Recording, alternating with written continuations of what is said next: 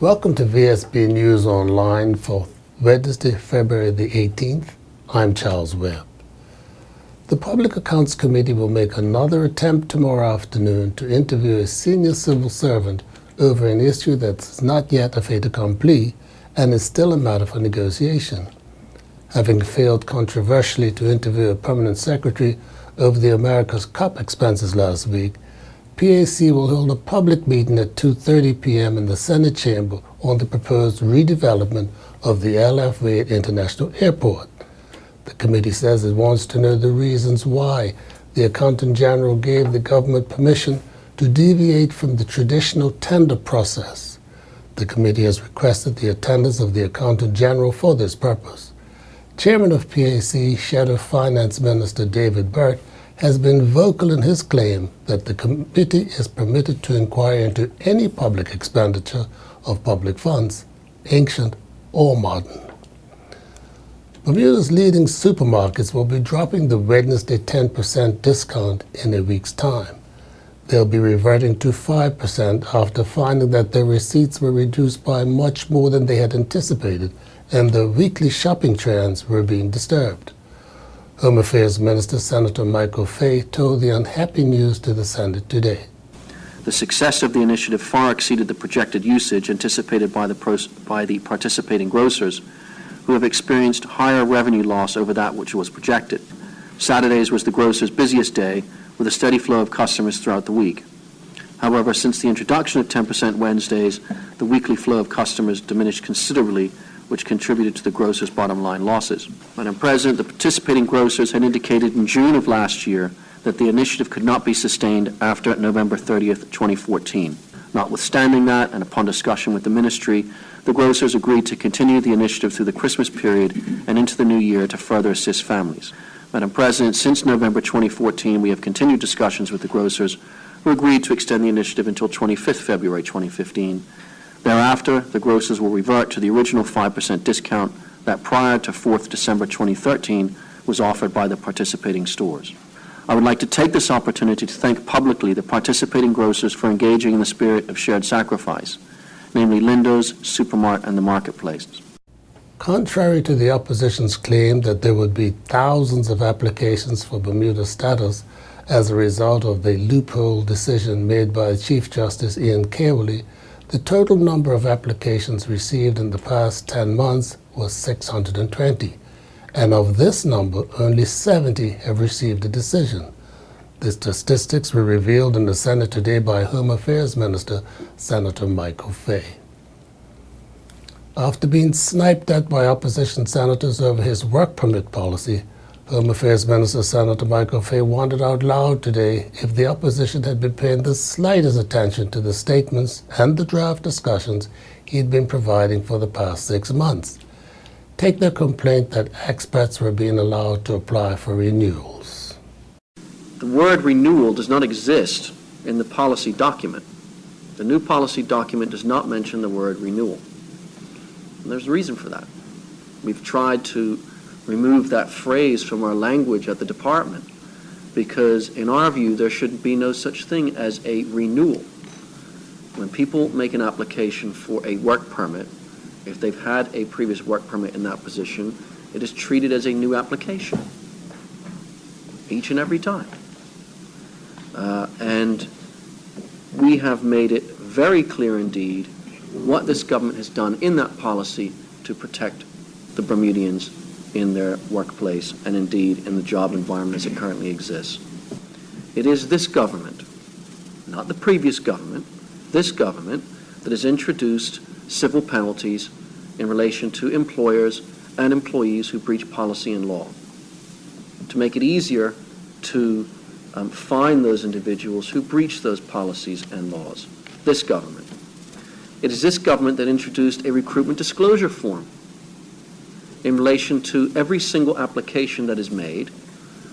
The lists of those Bermudians who have applied must not just be listed, their contact details must be listed, and the reasons given by the employer why that individual is not qualified. And calls are made, and people are caught out. That was this government, not the previous government. I'm very satisfied that the checks and balances we have put in place are far more robust than what was done before. It is this government that has put on a jobs board, not the previous government. It is this government under policy that is looking to make sure that not only does an employer have to advertise in the newspaper 3 times in 8 days, but also has to advertise on jobs board for 8 consecutive days. That was this government, not the previous government. 4 Westgate's correctional facility inmates yesterday received their GEDs during an emotional graduation ceremony inside the walls of the institution, exchanging, at least temporarily, orange jumpsuits for maroon caps and gowns. Vsb Brian Darby asked Junior Minister for National Security Jeff Barron a question that was on the lips of many. Why so much sympathy for the offenders and not for the victims? Yeah, that's completely legitimate. And, at no point do I or they shy away from their criminal behavior. And that's why they are sitting in Westgate. The point of the GED graduation for me was to go and recognize something that they've done which is positive.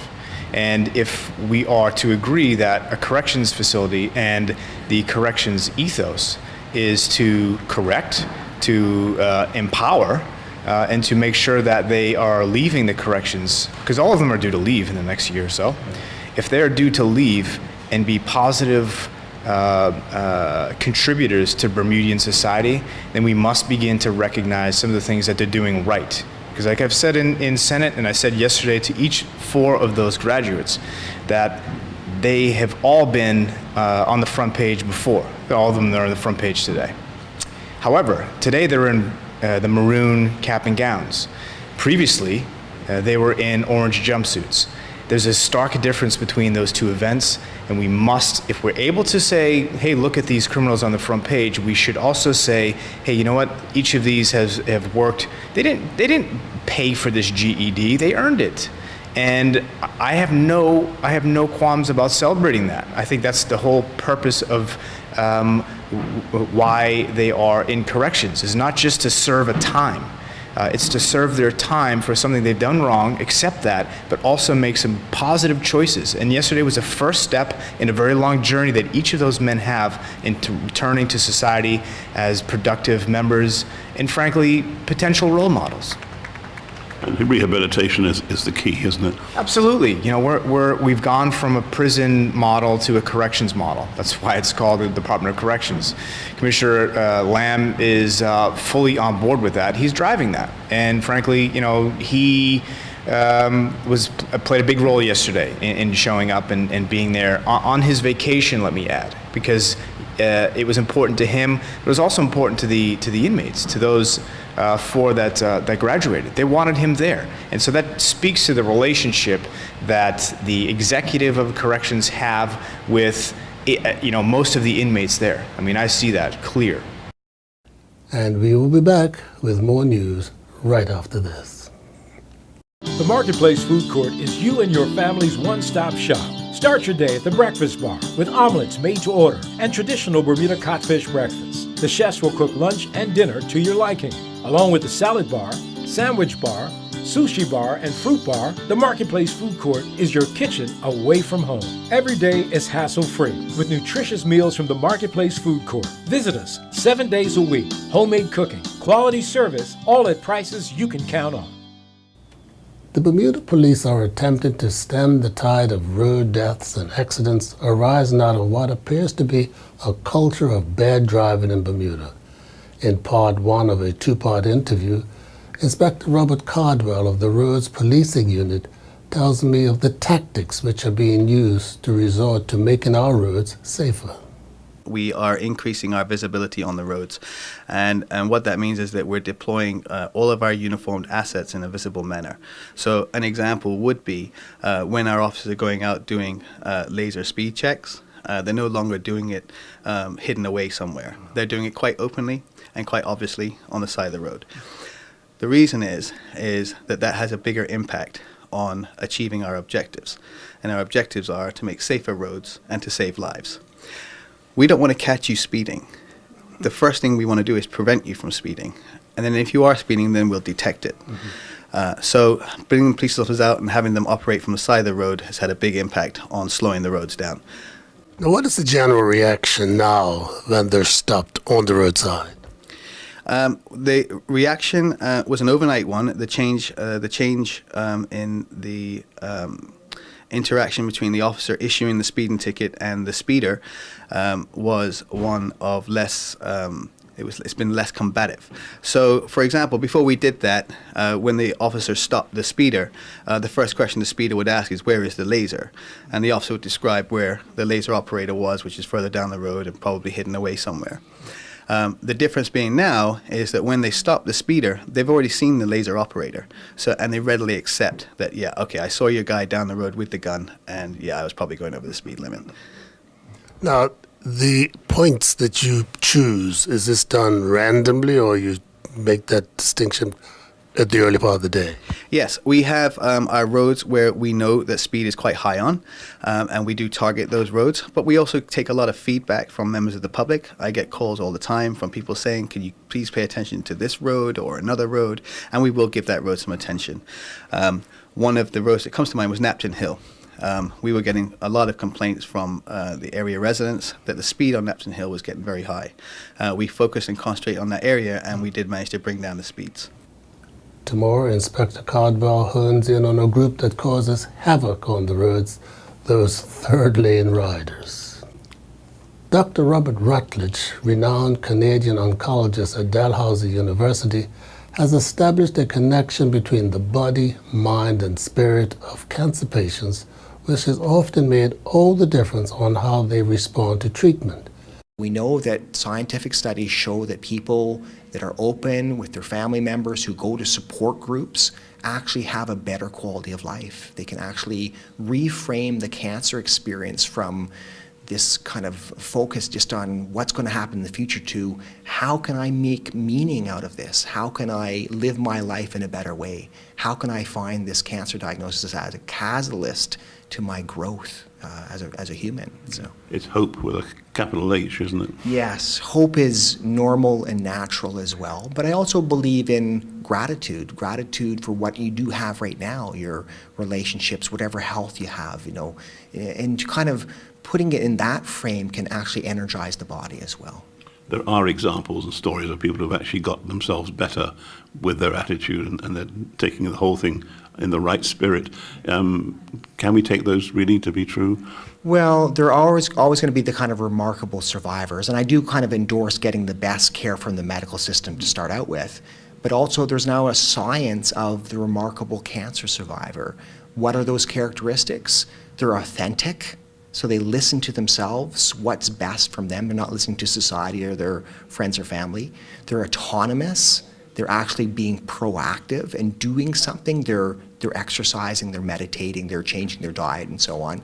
And there's this level of acceptance. It's a bit of a paradox, but if you can truly accept this is my circumstance, this is my situation, and then move forward from there. And so we know that people who have those attitudes are more likely to recover, and those are the qualities of the remarkable cancer survivors. The Public Transportation Board is not only having to reduce bus service because of maintenance problems, it is now revealing that it is running short of operators as well. Vsb's Chris Lodge has the story. A statement issued last night says as a result of increased absenteeism due to illnesses, long-term medical leave, training and vacations, the Department of Public Transportation is experiencing some delays and cancellations of bus runs.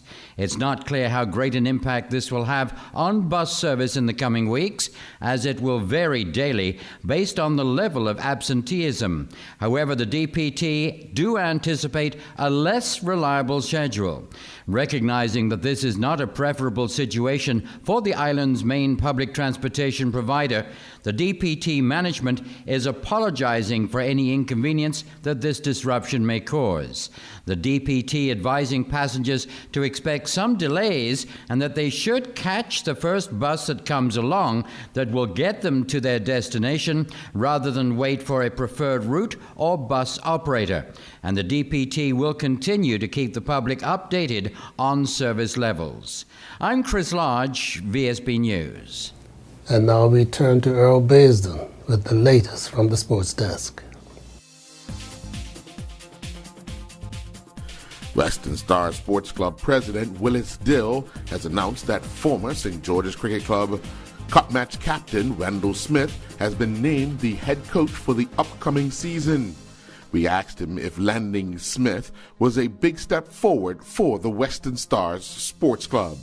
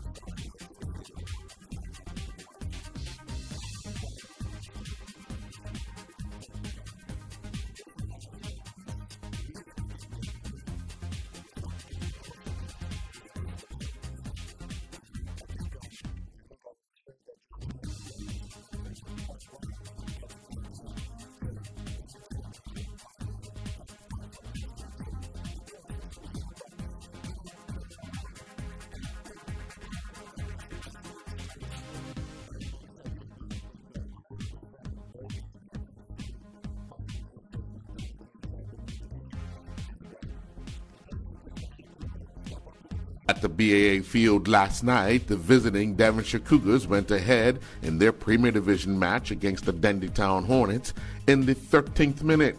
A corner was headed back across the goal by Kwame Steed that saw Raymond Beach simply tap the ball home from close range. On the stroke of halftime, Terrence Webb equalized for the Dendytown Hornets as the two teams went to the break with the score 1-1. In the 63rd minute, Damon Ming would give the Dendytown Hornets the lead when he converted from the penalty spot. Then substitute Kevin Hurdle then made it 3-1 when he scored in the 87th minute as the Dendytown Hornets moved into third place in the Premier Division standings.